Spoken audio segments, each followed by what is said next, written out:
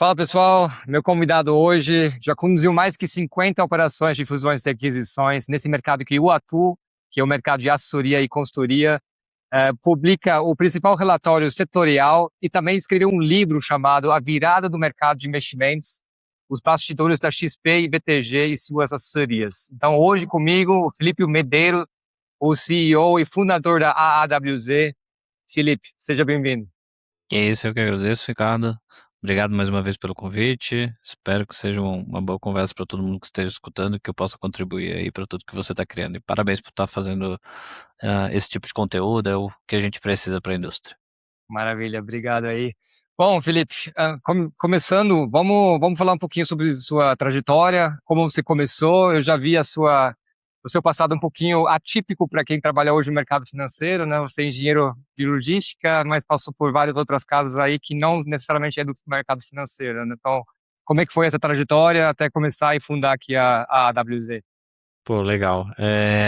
Cara, eu acho que uma coisa que eu gosto, tô começando a explicar um pouco mais para as pessoas, até para entenderem um pouquinho de contexto, é como que isso começou até um pouco lá na adolescência ou infância, né?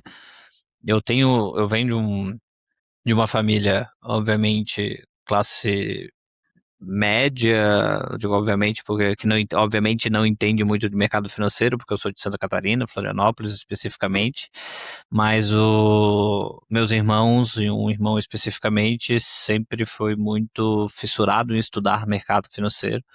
Ele começou a investir muito cedo, eles eram servidores públicos na época, né? Depois conseguiram, com o investimento, se aposentar do serviço público, que eu acho que é uma coisa diferente ou anormal no mundo de serviço público. E quando eu tinha 14 anos, eu vi muito ele estudar e investir no mercado financeiro. Meus irmãos são bem mais velhos que eu.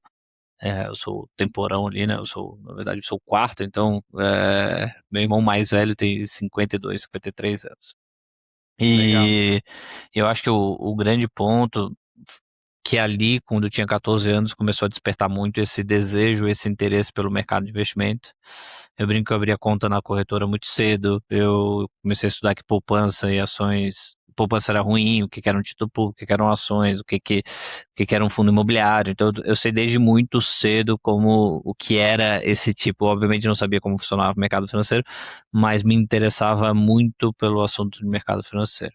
Como eu sou de Florianópolis, eu escutei muito na minha vida também que mercado financeiro não era algo para alguém que morava em Santa Catarina. E realmente não era na época, até porque para você entrar no mercado financeiro você tinha que ter feito estágio, e para fazer estágio você tinha que estar ou em São Paulo e Rio, e minha família não tinha condições para pagar a minha educação ou minha estadia em São Paulo e Rio naquela época.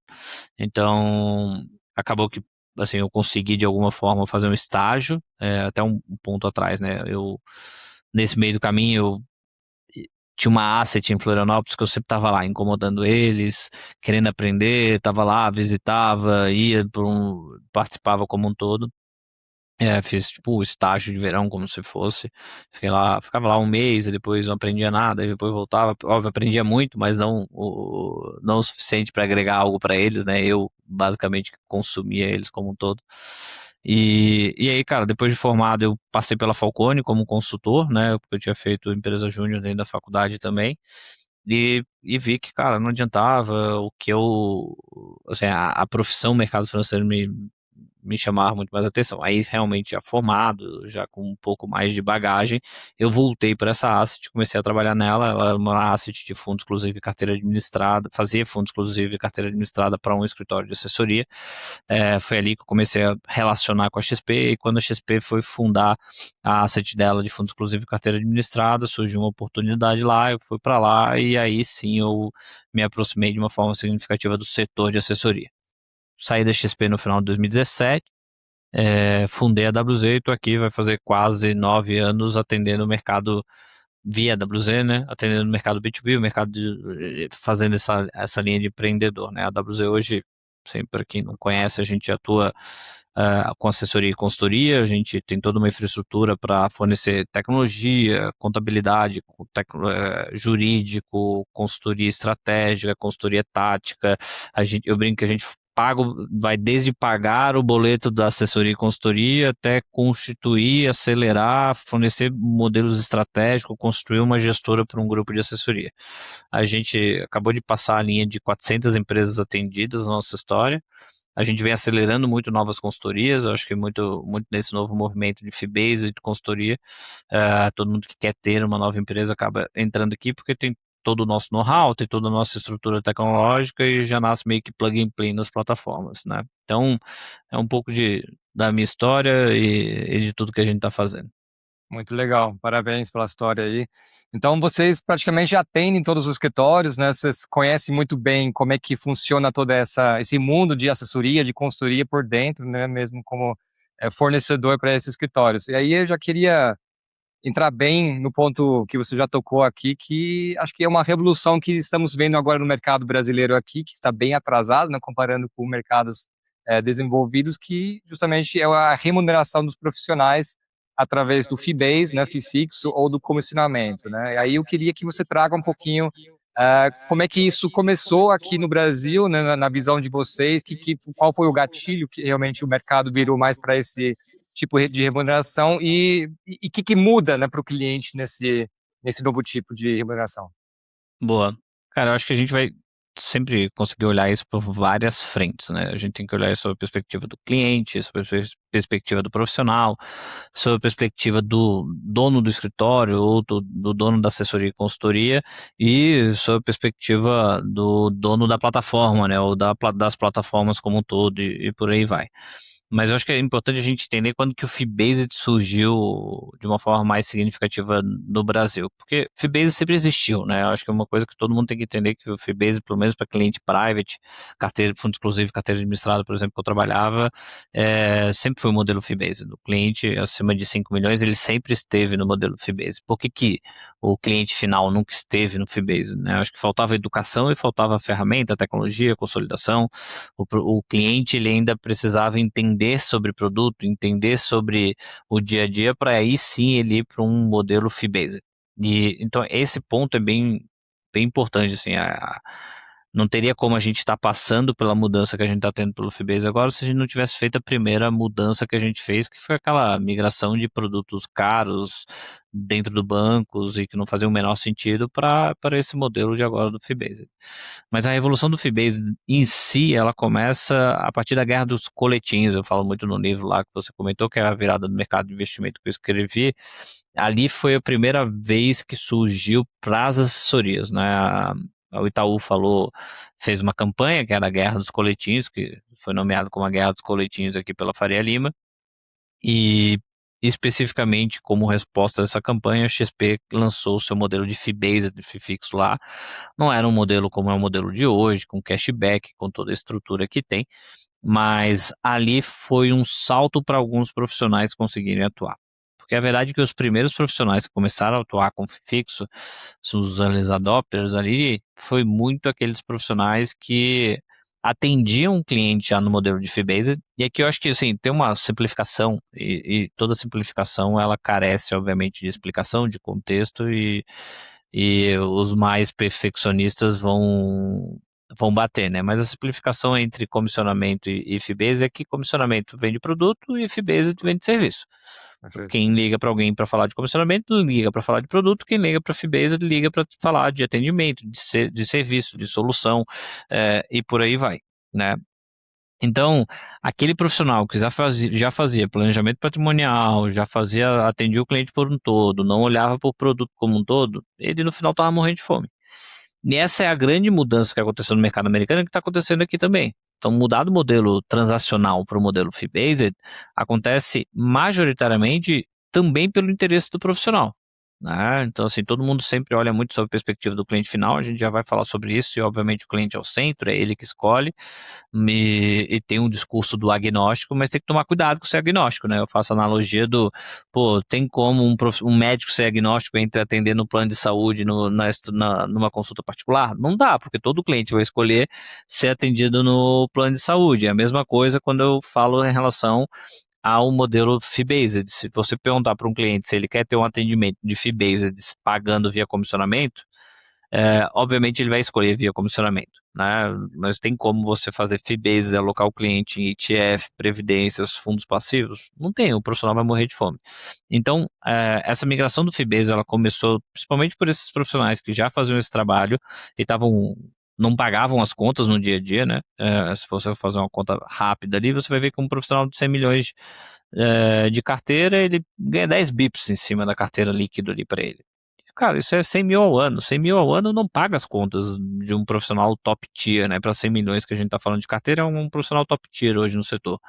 Então, não dá para a gente ir por essa linha. Então, muitos desses profissionais foi para isso. E aí ela foi acelerando por N motivos, mas ela acelera de verdade no segundo trimestre de 2025, quando as assessorias e o problema de ativos fica escrachado no setor. Começa muito com o COI de Ambipar, COI da Braskem, e o CDB do Banco Master foi a gota d'água de todos os problemas. Eu falo que, assim, por um acaso, né, porque o CDB do Banco Master, ele não gerou problema para o cliente final, né, a maior parte dos clientes ganharam dinheiro em relação a isso. Teve um problema moral, um problema ético, mas o cliente não perdeu dinheiro. Mas foi ali que ele começou a entender todo esse conflito, porque tinha tido N problemas de quebradeira de ativos nos últimos 3, 4 anos, a gente recorde atrás de recorde. Esse ano a gente talvez esteja com mais um novo recorde acontecendo de quebradeira de ativo, que gera um problema com o cliente, principalmente por causa de CRI, CRA e debênture que foram vendidos a rodo para o mercado, que não deveriam ter sido entregues para o varejo e foram entregues para o institucional. E a partir daquele momento do segundo trimestre para o terceiro TRI, tem uma explosão. Né? Algumas explosões. Tem o número de profissionais de assessoria que começam a trabalhar com fee-based aumenta significativamente, seja para se proteger de uma narrativa que estava nos jornais quase que semanalmente, e também um movimento de consultoria sendo fundadas. Tem muito profissional que já atuava com fee-based ou que não estava mais querendo estar no modelo de assessoria atrelado a uma marca especificamente que estava com imagem ruim nos jornais, decidiu ir para o modelo de consultoria, porque o modelo de consultoria ele é um modelo independente, ele não tem uma corretora do lado, ele tem um ônus e bônus de ser independente, né? Então acho que é isso, assim, acho que se eu fosse falar um pouquinho dessa história, é um pouco disso. E aí só para fechar um pouquinho do ponto do cliente final, a gente, inclusive, acabou de soltar um relatório sobre. Muita gente fala que o fee-based é mais caro, mas agora o mercado está começando a entender, com o crescimento de ETF e tudo mais, que o fee-based para o cliente, ele não é mais caro ao longo do tempo. Isso daqui é um erro meu aqui também, tá? Quando eu comecei a olhar fee-based há 2, 3 anos atrás, falava, cara, assim, por que vai ser atendido no fee-based um cliente que, pô, tá numa carteira só de NTNB ou que tá numa carteira mais barata, por que ele não fica no comissionado? Porque não faz sentido pro profissional. Essa é a verdade, porque o profissional está entregando serviço, está entregando solução. O cliente vai ligar para ele quando ele quiser comprar uma casa, ele vai querer ligar para o cliente para perguntar se faz sentido comprar um determinado carro. O dia que um cliente liga para um profissional para perguntar se ele deveria ou não fazer uma aquisição financeira, é onde o profissional realmente conseguiu entregar o valor que ele deveria entregar. E tem como fazer isso via comissionamento? A verdade é que não tem, é a mesma coisa do plano de saúde e do médico particular. Então, mas no final, se você faz uma carteira de alocação correta, diminui o giro, melhora as linhas de não investimento, tem um cashback, tem tudo, a gente provou matematicamente que é mais barato o modelo fee-based para o cliente final do que o modelo comissionamento na média, considerando os números de hoje. Então, assim, eu tive que estudar, porque ninguém falava disso, né? Todo mundo ficava só no achismo, né? Eu tô sempre na Faria Lima, inclusive hoje eu tô aqui dentro de um Airbnb para falar com vocês, do lado da Faria Lima, mas sempre que eu tava aqui, eu ouvia isso, mas é mais caro pro cliente, não, mas ninguém parou para fazer a conta, entendeu? Não, mas peraí, é mais caro? Quando que é mais caro? Quando que é mais barato? E aí a gente fez a conta e mostrou que, na verdade, não é mais barato, não é mais caro, não. É mais barato, mesmo considerando, por exemplo, que o profissional cobre de 60 bips a 1%, de 0,6 a 1% ali, às vezes vai ficar, inclusive, ainda mais barato, né? Óbvio, o que não pode é o profissional migrar para o fee-based e manter a mesma alocação e continuar comprando CRI, CRA, debênture, COI, e aí sim a carteira vai ficar mais cara. Mas se parar de fazer isso, a carteira fica mais barata. Não, aí você tocou num assunto que é meu dia a dia, né? Sempre fazer essa explicação e você já falou, né? Assim, comissionamento realmente é uma venda de produto, o fee-based é mais para oferecer um serviço, né? Então, exatamente isso que a gente está fazendo aqui no dia a dia e o cliente sempre se pergunta também, né? Mas qual é mais barato, né? Então, para mim não existe essa comparação de mais barato, né? Então, qual faz mais sentido para aquela pessoa, como você falou? Se uma pessoa, um investidor que tem uma carteira mais conservadora, mais travada, entre aspas, que só tem tesouro, obviamente, talvez não pode fazer sentido, mas agora uma carteira que é mais diversificada, que precisa de uma gestão mais ativa, realmente o fee-based faz muito mais sentido, né? Aí tem sempre essa falsa sensação do cliente. Eu brinco que o profissional que fica muito atrelado a custo com o cliente, ele vai perder o cliente ao longo do tempo, porque o cliente não fica contigo por causa do custo, ele fica contigo por causa realmente dessa entrega adicional de planejamento, de estar muito próximo no fee-based, senão ele vai parar de pagar. Mas o profissional entender como que faz a matemática para explicar para o cliente, para ter contexto, até para o cliente olhar para ele e falar assim, cara, esse cara sabe o que está fazendo, sabe o que está falando, é importante. Foi por isso que a gente fez o relatório. Não foi tipo, cara, você tem que ir para o Fibase porque é mais barato. Não, dá para ser mais barato. Ele, inclusive, na maior parte das vezes, ele é mais barato ao longo dos 5 anos para frente, mas o cliente não vai ficar 5 anos com você para esperar que esse negócio fique mais barato dependendo da locação. Então, você tem que entregar mais. Eu acho que sim, o exemplo bom, tem 2 exemplos legais, né? O CFO as a Service, que se fala muito no Brasil, mas sim, nos livros americanos de 10, 15 anos já se falava também, então é um termo que está sendo utilizado aqui no Brasil agora. Mas um ponto que eu gosto muito é isso, tipo assim, o cliente que ligar por um profissional para perguntar se ele pode ou não comprar o carro, se ele tem a capacidade de comprar o carro, é o dia que o profissional conseguiu ganhar ele.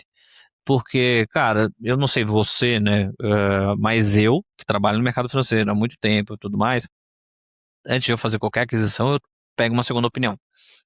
É, consequentemente, meu irmão, que está sempre junto comigo e tudo mais, entende muito de finanças, entende muito de planejamento, já percorreu muita coisa na vida dele e se tornou independente financeiramente. Então, eu sempre tomo uma opinião. Vou dar exemplo, vou comprar um apartamento, vou vender meu apartamento, vou fazer determinado movimento. Eu sempre troco uma ideia com ele, cara, puta, o que tu tá vendo? Tá vendo algo diferente de mim e tudo mais. Então, eu não peço a permissão, mas é como se fosse um double check. Só que, pô, a maior parte do brasileiro não tem essa segunda pessoa na família para fazer de graça, né? Então, tem que pagar. E, assim, tem estudos que mostram que mais que vale a pena, né? O estudo da Vanguard que a gente divulgou ali prova que o cliente chega a receber 3 a 5% ali de pontos percentuais no primeiro ano só por estar com um profissional fee-based que faz essa parte patrimonial de planejamento, né? Perfeito.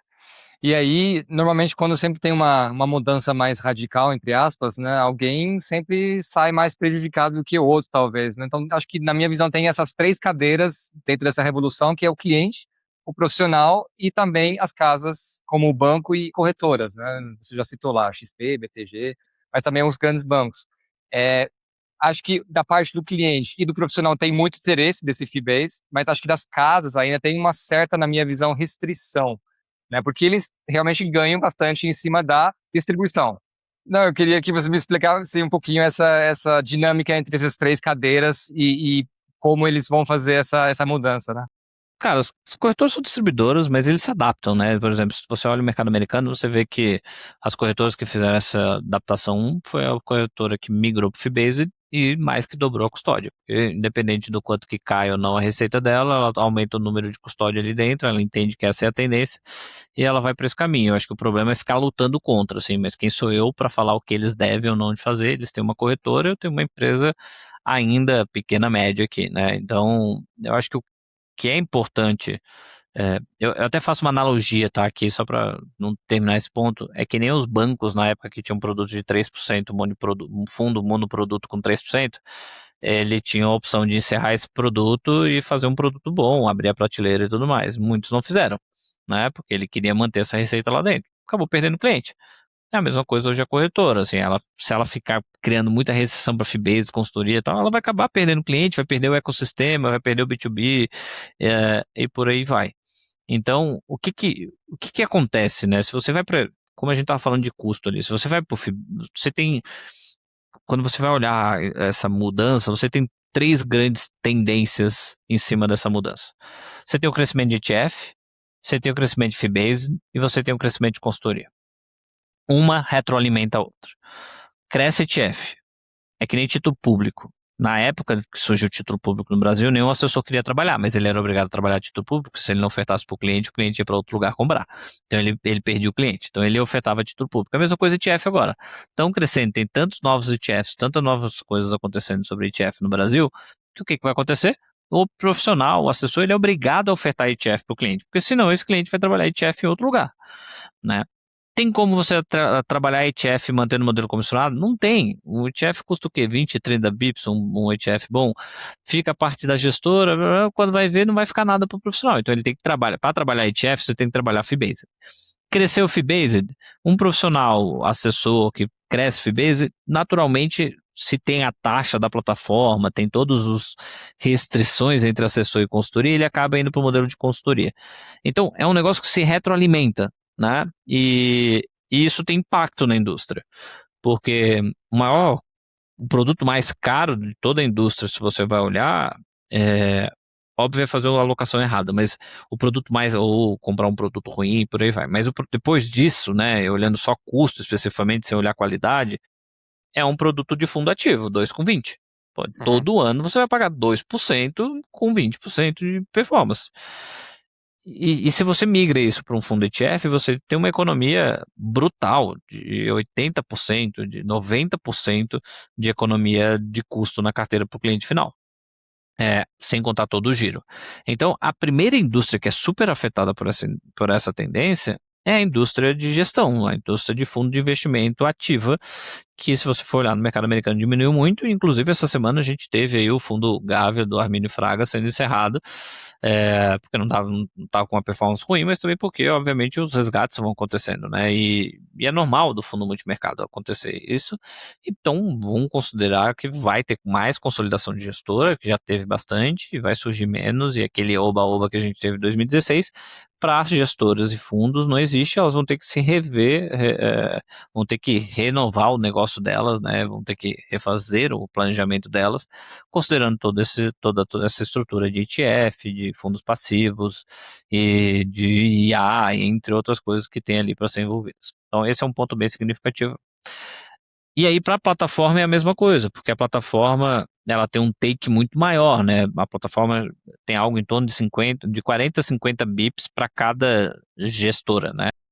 Então, se você for na média, óbvio que quem deixa, algumas deixam mais, outras deixam menos. Então, cara, para 40, 50 bips para um fundo de ETF que vai deixar 10 bips, a plataforma também perde ali 80% da receita dela se tiver uma grande alocação de fundo ativo para fundo passivo e ETF. Então, essa é uma tendência muito forte, ela vai acontecer, não tem muito para onde fugir. Tem corretora que vai tentar vetar, vai tentar ir contra a narrativa, vai tentar fazer coisas diferentes, mas, de novo, eu acho que é quase como se fosse um posicionamento do banco querendo manter o fundo monoproduto de 3% de taxa de administração. Eu aqui, falando da minha cadeira, que não tenho receita, não tenho custo, não tenho PNL ali na veia, é muito fácil, mas é o que realmente está acontecendo, é uma tendência que não dá para correr, não dá para jogar muito contra, não. Ela vai acontecer. O máximo que eu acho que alguns dos players grandes estão tentando e podem conseguir fazer é atrasar alguns meses. Sim, perfeito. Eu queria entrar um pouquinho nesse detalhe do crescimento das consultorias, né, que surgiram aí no Brasil, nessa revolução, né, que a gente está vendo agora.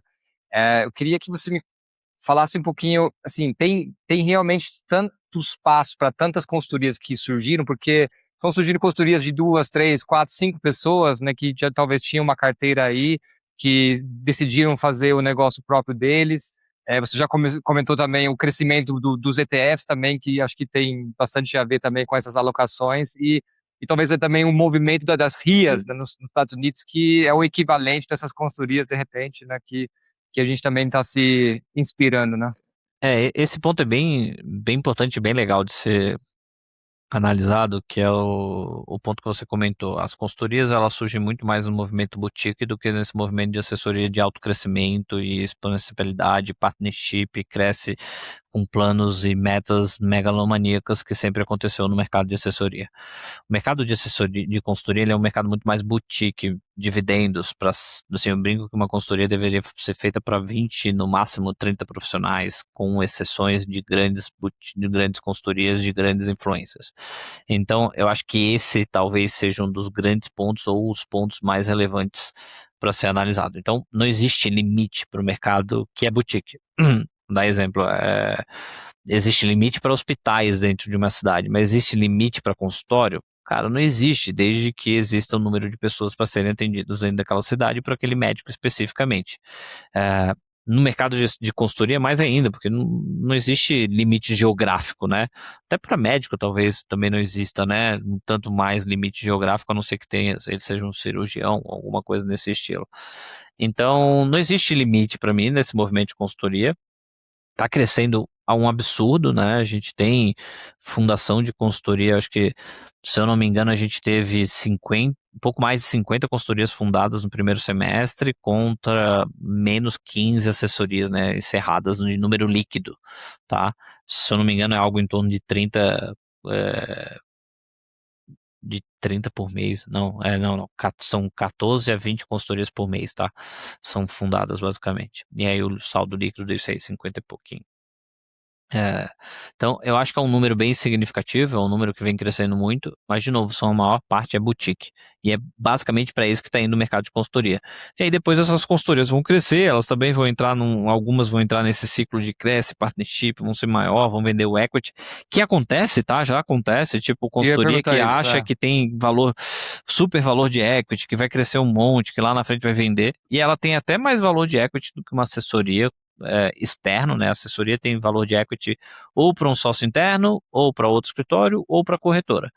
A consultoria, ela pode, por exemplo, trazer um sócio como a WZ. A gente é sócio de algumas consultorias, inclusive agora, que a gente vem acelerando e tudo mais. Já a assessoria não pôde, né? A gente quis virar sócio de algumas assessorias e não pôde. Simplesmente pelos contratos de exclusividade não pode. Então, mas o objetivo da gente virar sócio é diferente. Eu não estou querendo mudar o plano de negócio do empreendedor, né? O empreendedor, ele tem o modelo dele. Então, por exemplo, hoje eu conversei com um desses. Empreendedor, cara, uma carteira legal, ele e mais 2 sócios que tocam, tem 350 milhões de carteira, por exemplo, esses 3, e eles queriam ajuda para melhorar o negócio deles, mas não para melhorar o negócio deles para sair de 3 para 300, não, sair de 3 para 10, para 20. E aí ele precisava de partnership, acordo de sócio, ele precisava de caixa para fazer essas propostas, e a gente está lá avaliando o negócio dele para ver se a gente investe. Então, acho que é mais ou menos esse o caminho que a gente entende para o setor, né? Legal. E aí, assim, eu vi todas essas 3 fases, né, que eu sempre falo no mercado financeiro, que era dos grandes bancos, depois das plataformas digitais e depois as corretoras, corretora e depois as plataformas digitais. Como é que você vê hoje esse mercado também na consolidação? Porque a gente viu na assessoria tradicional mesmo que bastante escritórios, né, engoliram as pequenas, cresceram a carteira deles dessa maneira, mas a gente já está vendo, né, com toda essa mudança agora também de remuneração, de repente dá uma bagunçada talvez no caixa, né, assim, acho que a captação também caiu no mercado como um todo e os custos ficam altos, né, então você já está vendo algum movimento desse tipo também? Na consultoria, né? Isso. Boa. Cara, acho que tem alguns motivos, tá? Assim, acho que tem alguns pontos que tem que ser segregado entre assessoria e consultoria e o movimento de consolidação que acontece dentro da assessoria. Acho que uma das coisas que eu trouxe, você falou do nosso relatório setorial, eu acho que a gente já deve ter escrito, porque a gente às vezes faz mais de um, esse ano a gente vai fazer mais de um, por exemplo, a gente vai fazer um extraordinário. Então, a gente já deve ter feito uns 15 relatórios setoriais, mas desde o primeiro, e aí isso é legal porque tem histórico, né? Dá pra gente falar, assim, já tem uns 6, 7 anos que eu escrevo relatório setorial, que não foi desde o início da WZ. Eu falo que o setor de assessoria, ele é um setor de serviço. Então, a gente pode trazer ele para um escritório médico, consultório médico ou para um escritório de advocacia. Um consultório médico de 1, 3, 5 médicos, ele vai falir? Sendo que cada um tem sua sala, divide o custo, o aluguel? Ele nunca vai falir. Mesma coisa um advogado. Nunca vai falir um escritório de advocacia, se vocês estiverem controlando o custo. Então, a primeira consolidação que aconteceu dentro do setor de assessoria foi pelo objetivo de vender mais caro. A segunda consolidação que aconteceu dentro, e as primeiras, né, não foi nem só a primeira, mas as primeiras ondas ali de venda, de fusões. A segunda onda ela aconteceu talvez por um problema de caixa, né? Os players subiram muito o custo, e aí eles tinham que fazer uma nova estrutura de custo ali, ao mesmo juntar e diluir o custo para fazer o negócio como um todo. Ainda nem era um problema do caixa na ponta, no final realmente está faltando dinheiro, mas era uma estrutura de custo cara. É, agora é quase que um problema de P&L, tá? Qual que é o ponto? Hoje é muito difícil uma assessoria dar dinheiro de verdade. Ela é uma, se ela for comissionada, ela tem que dar um outro jeito de ganhar dinheiro que não é com produto, porque não dá para te ficar produtando investimento e ganhar dinheiro. Então, como é que o pessoal está fazendo? PJ2, consórcio, seguro, câmbio, que é o que paga a conta hoje no mercado de assessoria. Isso é muito difícil, porque são boletas one shot, são boletas pontuais. Menos E muita gente previsível, né? menos previsível. Então, muito empreendedor fica nervoso, não consegue tocar isso no dia a dia, já não tem mais aquele oba-oba. Então, aí eu tenho uma outra movimento de fusão. Mas, de novo, esse movimento de fusão, ele acontece normalmente no meio da cadeia, dos grandes comprando os médios. Os pequenos, eles não precisam, eles estão lá. Vou dar exemplo, cara, eu fui para uma cidade aqui no interior do sul, e tinha lá um escritório que eu conheço, não vou falar o nome, tinha lá um escritório que eu conheço recentemente. E eu conheço o escritório, porque já foi nosso cliente e tudo mais. E aí ainda comentei com a minha mulher, ó, puta, cidade bem legal, tal, pô, escritório bem bonito, mas humilde. Cara, esse escritório nunca vai falir na vida dele, entendeu? Pode cair comissionamento, o mundo pode acabar, pode fazer o que aconteça, ele não vai falir, ele não tem um custo. Então ele não precisa fazer fusão, ele só vai fazer fusão se um dia ele quiser incomodação para a vida dele, ou ele quiser remunerar, ou ele quiser vender a carteira dele. O escritório que tem que fazer fusão, ou é que ele quer crescer, de novo, ele tem algumas dessas, ele tem que estar incluso em alguns desses momentos, seja para gerar mais receita, seja porque a estrutura de custo está muito inchada, seja porque ele cansou, e tem muita gente que cansou. Isso não acontece no mercado de consultoria, seja porque são boutiques, seja porque o fee-based faz com que o P&L para ele seja bom. Ele consegue sobreviver só com investimento, ele não precisa ficar correndo atrás de outras boletas. Então, as consultorias acabam conseguindo se manter muito mais viável. Então, nem perto de movimento de consolidação, é muito contrário, o movimento de crescimento, de exponencial. Acabei de comentar, assim, o gap entre o número de assessorias e consultorias ainda é grande, mas vem fechando, já foi 900 o gap, a diferença. Hoje, se eu não me engano, está em 600. E vai diminuir, cara. Assim, vai diminuir, porque o número de assessorias está diminuindo e o número de consultorias está aumentando. E vai continuar aumentando. Eu acho que assim, se você for falar de consolidação de consultoria, pode ter certeza que isso aqui é um papo para daqui a 10 anos, 5, 10 anos, entendeu? Não é papo para agora. Com certeza, com certeza. Mas voltando um pouquinho no FII fixo, assim, porque né, que estou aqui no dia a dia também nesse mercado, eu já começo vendo coisas que, né, nessa competição entre FII fixos, né? Então o FII fixo praticamente já está virando uma commodity, né? Então tem casas competindo com taxas, cada um se exprimindo mais. Então eu queria saber do seu lugar aí, da visão de vocês, como é que vocês estão enxergando isso e o que o cliente também, né, a pessoa deveria olhar quando ele escolhe uma casa que vai prestar esse serviço para ele. Legal. Cara, eu acho que guerra de preço é saudável, guerra de remuneração ela é saudável. Eu acho que as taxas de fee-based majoritariamente são bem altas no mercado. E eu digo isso cara, eu cobrava 0,3, 0,4, estourando quando era cliente private. E a gente tem que saber cobrar o cliente, a gente tem que saber mostrar para o cliente o valor. E é aqui que está o grande ponto, na minha opinião. A maior parte dos profissionais que estão fazendo transação, não sei se é a maior parte, tá, mas muitos, não tem uma regra de relacionamento clara. E talvez quando tem, não sigam ela depois, no pós. Então, cara, vai lá. Quantas reuniões você vai fazer com o cliente? Ah, são 12 por ano. Quantas revisões trimestrais? Planejamento está incluso? Não está incluso? Em que momento você vai falar de sucessão? Em que momento você vai falar de tributário? Você vai ajudar o seu cliente no IR? Não vai ajudar o seu cliente a fazer o IR dele? O teu cliente pode ligar para ti a qualquer momento? Qual que é o tempo de SLA? Se ele quiser comprar uma casa, ele pode te ligar. Se ele quiser comprar um carro, ele pode te ligar. Se ele quiser contratar um seguro, como é que você vai ajudar ele a avaliar? Como é que é essa estrutura como um todo? Como é que você faz esse planejamento da vida dele como um todo? Em que momento entra nessa estrutura? E no final, o que conta é a capacidade técnica e de relacionamento. Acho que muito disso se perdeu no mercado.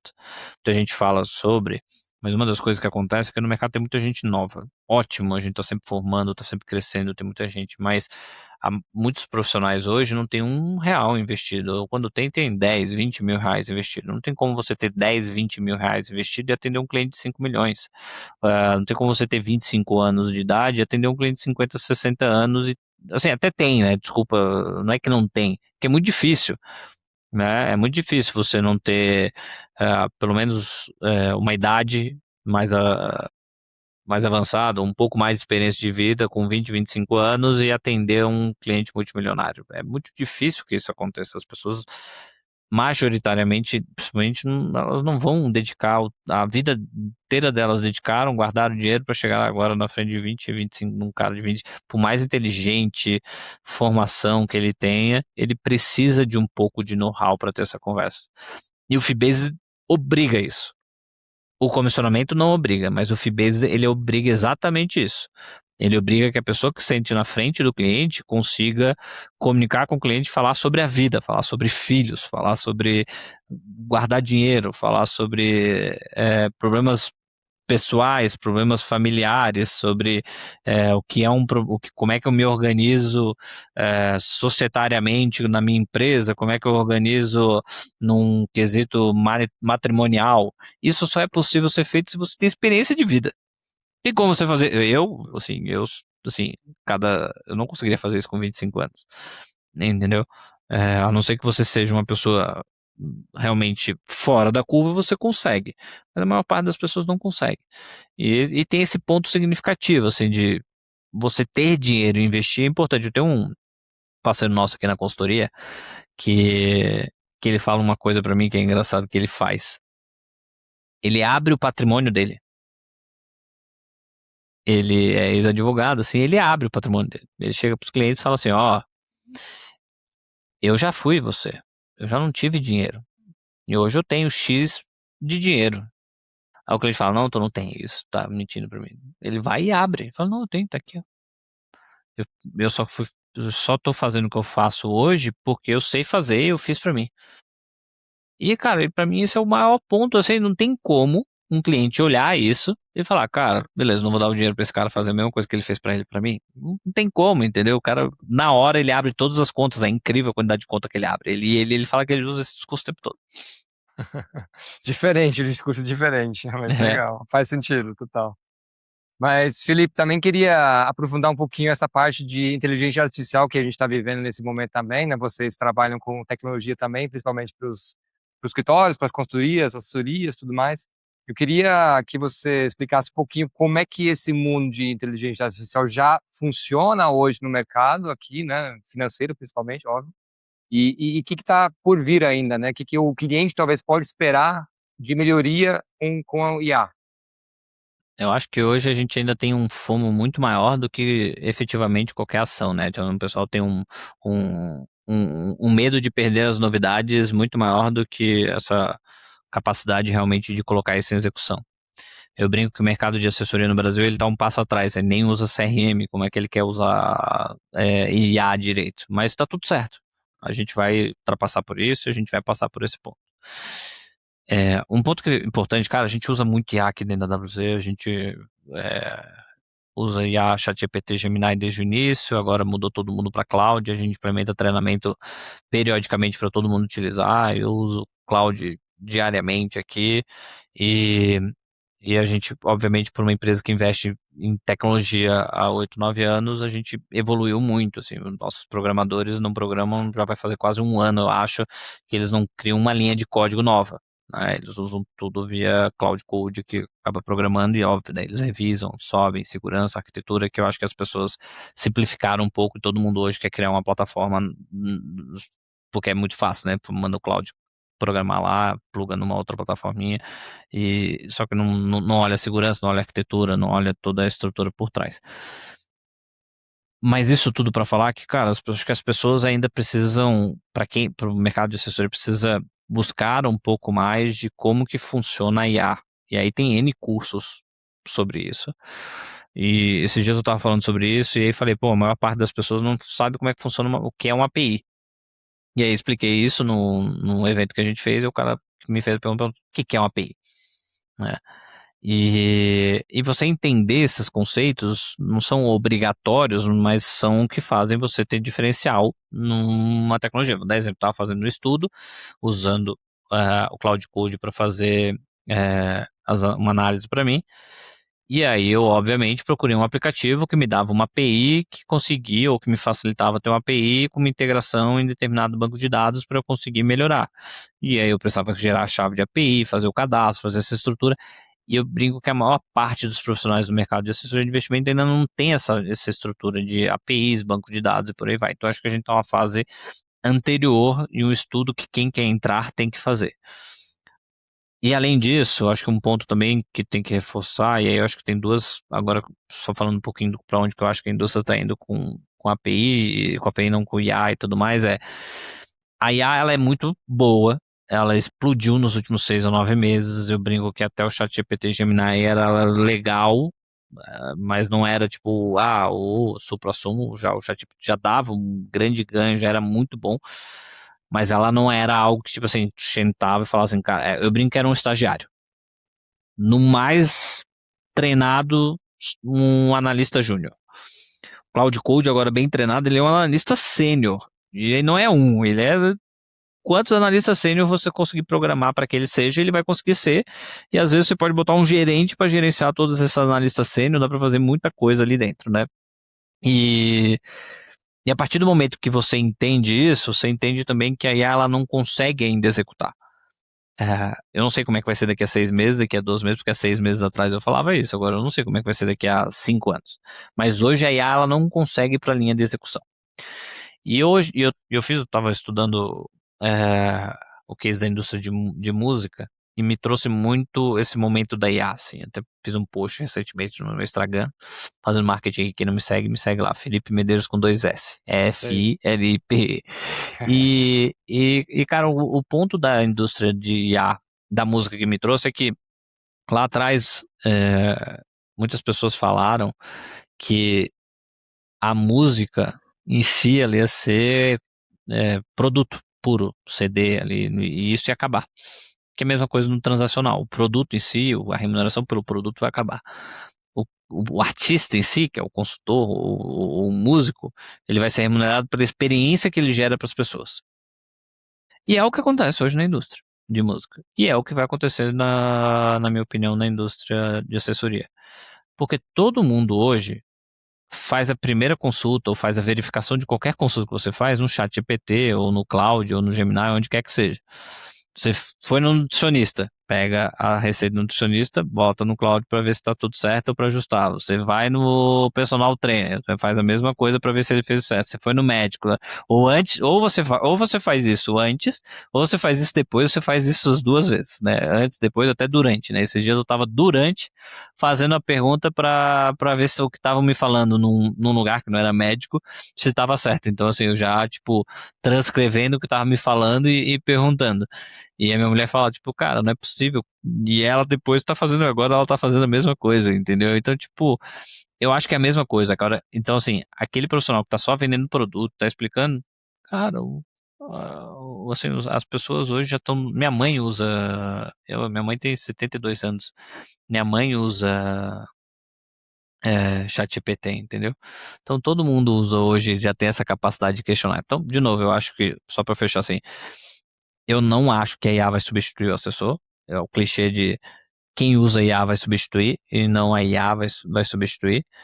E mais do que isso, a IA vai diminuir significativamente a capacidade dos profissionais que trabalham com produto transacional continuarem assim, crescendo e tudo mais, versus o profissional que entrega experiência, fee-based e por aí vai. Então, assim, eu acho que só vai acelerar ainda mais esse movimento de fee-based. Muito legal, muito bom. E, assim, a gente já está quase terminando aqui, mas eu queria que você comparasse um pouquinho também esse mercado que a gente está tendo agora aqui no Brasil com mercados de fora. Você já comentou um pouquinho dos Estados Unidos, né? Eu também faço sempre essa comparação, principalmente com o surgimento do Fee-Based, né? Que para mim era o subprime lá em 2007, 2008 nos Estados Unidos, que eles também perceberam toda esses produtos que estavam conflitados nas carteiras e aí ficou mais e mais para esse lado do Fee-Based, que hoje acho que chega quase em 80%, né? Na Inglaterra, por exemplo, acho que está até proibido usar o transacional na comissionamento. Queria que você desse um pouquinho assim o norte, assim, como é que você enxerga para onde o mercado vai, esse crescimento vai continuar, a gente vai ficar estagnando em algum momento, porque nosso mercado ainda é muito concentrado, né? Principalmente no setor bancário. Então a gente tem aí os 5 bancos grandes e algumas corretoras, né? Como é que você está enxergando esse movimento daqui para frente? O Fibase ele vai continuar crescendo, é só olhar a XP e projeção dela, né? A XP em 2021 tinha 3%, hoje tem um quarto da base dela, 25% é em Fibase. Ela projeta ter em 3 a 5 anos 50% da sua base. Então quer dizer que, cara, vai continuar crescendo significativamente. Isso é projeção da XP, divulgado na apresentação de resultado dela. E, e ela dita muita tendência também, né? Ela é a maior influenciadora do mercado de assessoria como um todo. Então, vai continuar crescendo. Acho que um outro ponto que a gente tem que olhar é que no mercado americano aconteceu a mesma coisa. Só que eles demoraram 10 a 15 anos para que essa tendência se consolidasse tão rápido. O Brasil é um mercado muito menor e a gente é early adopter em tecnologia. Então, tudo que a gente faz muito rápido também. Não só porque a gente é pequeno, mas também porque a gente é muito mais adepto a tecnologias novas como um todo. Então, assim, eu realmente assim, não consigo imaginar qualquer tendência contra. E eu acho que tem a cerejinha do bolo, que é a entrada do Itaú e dos bancos no mercado B2B. A entrada do Itaú e dos bancos no mercado B2B não vai ser no modelo transacional. Até vai ter o modelo transacional, mas majoritariamente vai acontecer no modelo fee-based. Porque o profissional que vai já vai nessa estrutura, eles já entendem que essa estrutura é a estrutura como um todo. Para quem não sabe, B2B, o que significa isso para os bancos? Boa. B2C é quem atende o cliente final como um todo, é como se fosse o gerente de banco, o profissional CLT. B2B são as assessorias, os assessores independentes, né? Seja assessoria ou consultoria. Então, hoje os bancos só atuam com B2C, né? Com seus gerentes ou com seus especialistas de investimentos, e agora a gente já está vendo os movimentos para eles abrirem para o canal B2B para conseguir ganhar market share. Muito bom. Não, legal. Bom, Felipe, a gente está chegando aqui no final, mas queria fazer já meu ritual aqui que eu faço com todo convidado. Então, queria saber 3 coisas de você. Então, uma habilidade que você acha muito importante, seja para a vida profissional, para a vida como geral, um conselho de vida também, e uma indicação de leitura que você acha que todo mundo deveria ler. Boa. Cara, habilidade tem várias, assim, né? Obviamente, mas eu acho que a mais importante que as pessoas não conseguem ter muito, assim, eu vejo que principalmente nos dias de hoje, cada vez mais difícil, na nova geração e tudo mais, é a capacidade de ter resiliência. E muita gente. E ter resiliência é olhar para mim, é olhar para o longo prazo, né? E tá sempre buscando melhorar. Porque a gente vai errar muito, a gente vai cometer erro, a gente vai ter que se adaptar aos novos mercados, a gente não pode ficar. Hoje eu vejo essa guerra de fee-based, de comissionamento, cara, assim, tô falando de consultoria, tô falando de fee-based, eu sei que muito cliente aqui fica chateado, eu até brinco, né? Pô, se tu é meu cliente, tá vendo essa live, não tá gostando do que eu tô falando, cara, pode cancelar, não tem problema nenhum, entendeu? É, porque, assim, se você é meu cliente e tá vendo essa live, você talvez tenha sido beneficiado por outra tendência que eu trouxe lá atrás, que foi favorável a você e agora é contra, né? Então, assim, as pessoas elas precisam entender que existe que a gente está sempre buscando melhorar, elas têm que sempre buscar melhorar. E tu vai errar como empreendedor, tu vai errar como profissional, e faz parte, desde que você assuma que você está errando, né? Vou dar um exemplo aqui do Fibase, cara. Quando eu comecei a analisar o Fibase, eu achava que era mais caro. Acabei de falar isso. Eu fui estudar e entendi que não dá para ser mais barato. E não é pouco mais barato. Se a gente estiver sempre buscando isso, e apanhando e buscando melhorias e tentar melhorar, é o que faz a gente realmente olhar para o longo prazo, né? Então, assim, se a gente souber que a gente está no caminho e ser resiliente, e isso envolve várias coisas, né? Porque resiliência todo mundo acha que é só aquele conceito de ir melhorando, tomar porrada e melhorar, né? Muita gente acha que é só tomar porrada, outros acham que é tomar porrada e melhorar, mas eu acho que não é só isso, é continuar sempre, independente de tomar porrada ou não, é sempre você buscar ser melhor que amanhã, não ficar olhando para o lado e como um todo. Então, para mim, a palavra resiliência é uma palavra que resume muito e que eu gosto muito. E o conselho maior para mim, para vocês ganhar resiliência, não é trabalhar mais, não é ser melhor tecnicamente, não é nada nesse estilo, é você se desafiar o tempo todo. E se desafiar o tempo todo envolve em todas as esferas da tua vida, seja familiar, profissional e pessoal. Então, vou dar exemplo pessoal. Cara, eu tô sempre me desafiando em alguma coisa. Eu faço jiu-jitsu, então majoritariamente nos meus últimos anos era lutando um campeonato de jiu-jitsu. Depois, agora, eu sei que campeonato de jiu-jitsu me toma muito tempo, por preparação, por tudo mais. Então, cara, eu decidi correr. Nunca tinha corrido uma meia. Aí fui lá, em 2 meses, me inscrevi para correr uma meia em 2 meses. Todo mundo loucura. Falei, cara, mas eu vou correr, porque eu preciso fazer. Então eu tô sempre buscando me desafiar ali como pessoa, né? Além do trabalho, botar meta para mim, desafio do que eu tenho que ler, do que eu tenho que estudar. Na mesma coisa na minha família, cara, tem sempre desafios, sempre coisas pra gente melhorar lá dentro de casa, que a gente tá sempre discutindo, eu e minha mulher, e nunca deixando os problemas para baixo do tapete. Então isso é super importante. Então assim, o meu maior conselho é procure um desafio, exercício físico, real, assim, que te desafie. E, e aí eu brinco assim, cara, se você não faz nada, o primeiro desafio é você fazer 5 vezes na semana, talvez. Se você já faz uma academia, talvez seja fazer uma puta dieta para ter um baita resultado. Se você corre, talvez seja fazer uma maratona e não ficar só correndo devagarzinho. Sempre te colocar no desafio, porque é isso que vai te dar resiliência, é isso que vai te criar essa capacidade mental de aguentar e buscar novas coisas. Então, eu acho que esse para mim é o maior conselho, dois conselhos para assim, para todo mundo. Acho que, pô, minha vida melhorou quando eu comecei a fazer isso, a vida da minha mulher eu vi que melhorou quando começou a fazer isso. Na AWZ a gente faz isso com todo mundo, PDI para todo mundo, e a gente vê que quem cumpre os desafios, quem busca mais desafios, é quem mais cresce, quem mais se desenvolve. Então, para mim é isso, cara. Muito bom. E por último, uma leitura que você acha que todo mundo deveria ler. Cara, tô pensando aqui, eu tô lendo o livro do John Bogle, e para mim, que é o Investidor de Bom De Senso, ETFs, inclusive, né? isso, é esse que eu acho que todo mundo deveria ler agora, é o livro que eu Eu tô nem sei lendo. se tem em português. Eu tenho ele em Tem, casa o em Investidor de inglês, Bom tem? Senso. Ah, bom. Deixa eu ver, até confirmar aqui, eu tava. Como Sense Investing ou o Isso. Investidor de Bom Senso. É um livro sensacional, eu ainda não terminei de ler, mas claramente fala assim, é meio que tipo assim, o momento do Brasil, todo mundo deveria ler ele, que eu acho que depois que ler ele você vai ver. E assim, até é engraçado, né? Porque se você for ver o subtítulo, que é o que o Warren Buffett escreve, vou até pegar aqui para coisa. Em vez de dar ouvidos às falsas promessas de gerentes de investimentos, os investidores deveriam ler o livro de John Bogle.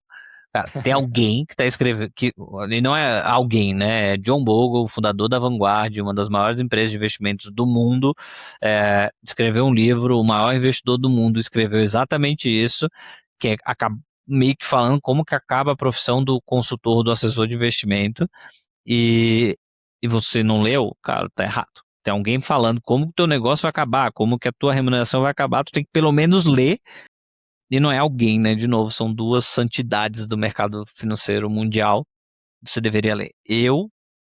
Agora que tô lendo, falo, cara, como é que eu não li esse negócio, esse livro antes? Eu sou, tipo assim, eu vacilei demais, sabe? Inclusive ele tá aqui para eu ler antes de dormir hoje. Muito bom. Bom, perfeito. Não, é excelente livro também, gosto bastante. E tem muitos dessa série também, né? Tem também. Eu leio em inglês, assim, já te falei, né? Sou alemão, então para mim fica até mais fácil. Tem aquele The Little Book of the Magic Formula, né? Então a fórmula mágica, né? De investir também. De como escolher as ações também acho bem legal. Esse é do John Bogle também? Não, é de outro autor, mas é da Ah, eu mesma sei, mas série. esse é São bem todos antigo, né? Esse é bem bem antigo, antigo. bem Ah, antigo. esse eu sei. Eu Ele parece nunca quase não li, mas igualzinho, só que em azul. eu sei, eu sei. Acho que a galera do Market Makers tem a versão super antiga deles. Eu não sei, eu acho que uma vez Pode num ser, podcast pode ser. deles eu escutei lá, eles É. comentando. Eu nunca li esse também, assim. Sendo bem sincero, eu sempre fui uma pessoa que, quando muito jovem, de novo lá na adolescência, li muito sobre produto e tudo mais. Mais técnico, né? Quanto na XP também estudei lá para o CFA, para a estrutura de olhar produto. Mas tem 8 anos que eu não leio nada relacionado a produto ou cliente final como um todo. O meu papel é sempre focado em melhorar o atendimento das assessorias, das consultorias e fazer elas serem melhor. E isso envolve estudar as operações e fazer os números e as estratégias, o movimento de crescimento, as estratégias de tendência do setor. Então, assim, eu olho muito mais para isso, né? Eu brinco que, vou dar exemplo, tá? Eu vou em churrasco, meus amigos já não fazem isso, porque já sabem, eu acho, mas eles não fazem nada disso. Mas eu vou em churrasco de pessoas que não me conhecem, e aí descobrem o que eu faço, falam assim, e aí, o que está acontecendo com inflação? O que está acontecendo com taxa de juros? O que a gente tem que fazer? O que tem que investir? Eu falo, cara, quer que eu te indique alguém para te atender? Porque eu não sou esse cara. Eu não vou saber te falar de taxa de juros, de inflação. Obviamente eu sei falar um pouco básico, do básico já é a minha maior desculpa, mas é a verdade, eu não tô no dia a dia olhando para isso. Então, eu tenho alguns livros aí que eu parei de ler na minha vida e em algum momento eu vou voltar, mas eu sou muito adepto a ler também histórias reais, né, biografias das pessoas, né. O último que eu estava lendo é do Alexandre o Grande, também um livro sensacional que eu indico para todo mundo ler. Legal, muito bom. Bom, Felipe, muito obrigado aí pelo seu tempo, pelo bate-papo aqui. Você já comentou, mas fala de novo, por favor, suas redes sociais também, o site da AWZ, para o pessoal saber. Boa. O site é fácil, é aawz.com.br, com 2 As, e aí vai ser já redirecionado para o site direto. E a minha rede social é Felipe Medeiros, com 2 S lá no Instagram, então é Filipe, Felipe Medeiros com 2 S. Aí as pessoas conseguem me encontrar lá.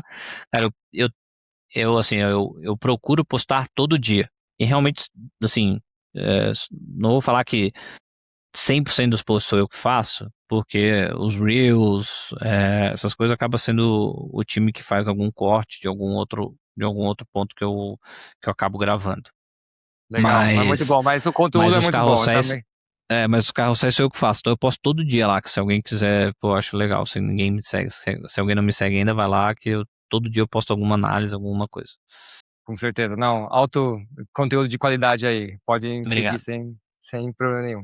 Perfeito. Então, Felipe, obrigado novamente. Pessoal, obrigado por assistir, por ouvir. Não esquece de dar o like aí, se subscrever também no canal. E até a próxima. Valeu, Ricardo, obrigado pelo convite.